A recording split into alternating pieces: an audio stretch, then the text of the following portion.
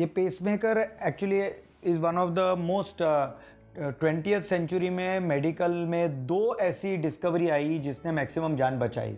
एक था antibiotic penicillin, नहीं तो लोग निमोनिया से कैसे मर जाते थे, तो और दूसरा था पेसमेकर। तो पेसमेकर एक डब्बी यहाँ बिठाई जाती है और उसमें चमड़ी के नीचे परमानेंट रहती है, और वो पेसमेकर को जुड़ा एक तार होता है, वायर, जो अपनी वेन में से खून की नली में से हार्ट में जाता है।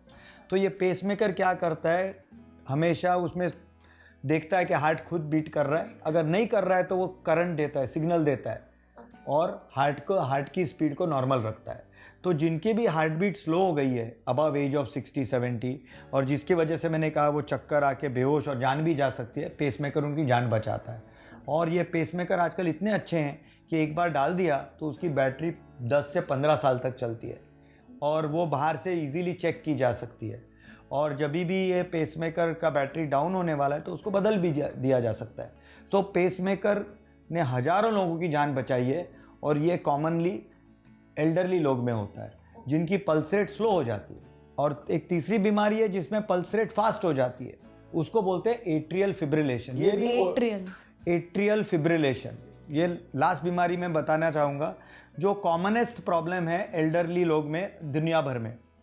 एट्रियल फिब्रिलेशन यानी हार्ट का ऊपर का भाग को एट्रियम बोलता है और नीचे के भाग को बोलते हैं वेंट्रिकल। एट्रियल फिब्रिलेशन यानी ऊपर के भाग से कई एक्स्ट्रा सिग्नल शुरू हो जाती है और हार्ट बीट फास्ट और इरेगुलर हो जाती है, तो पल्स रेट बढ़ जाती है, और ऊपर का भाग तो 300-400 की स्पीड पे चलने लगता है।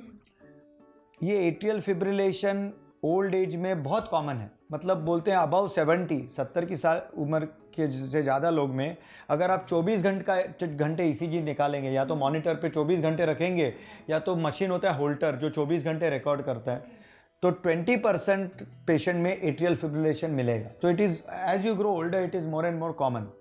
ये एट्रियल फिब्रिलेशन का प्रॉब्लम ये है कि उसमें कभी कभी हार्ट के अंदर, क्योंकि अपने को पता है जो खून बहता है तो क्लॉट नहीं होता, खून अपन निकालते हैं बॉटल में रखते हैं वो क्लॉट हो जाता है, वैसे ही एट्रियल फिब्रिलेशन में क्योंकि ऊपर का हार्ट पंप नहीं कर रहा है नॉर्मल, लेकिन ट्रेम्बल कर रहा है, क्योंकि नॉर्मल 60-70 की स्पीड है, तो ये 300 के स्पीड पे ऐसे जा रहा है, तो उसमें ब्लड बरोबर फ्लो नहीं हो रहा है और वो क्लॉट हो जाता है। और वो अगर क्लॉट फिर हार्ट के बाहर निकल के ब्रेन किधर भी जा सकता है ब्लड के साथ, और अगर वो ब्रेन में गया तो स्ट्रोक और पैरालिसिस हो सकता है। इसलिए पैरालिसिस का एक बहुत इंपॉर्टेंट कारण है हार्ट। पैरालिसिस है ब्रेन का, लेकिन रीज़न है हार्ट, और उसमें हार्ट का रिदम एट्रियल फिब्रिलेशन जो ओल्ड एज में होता है।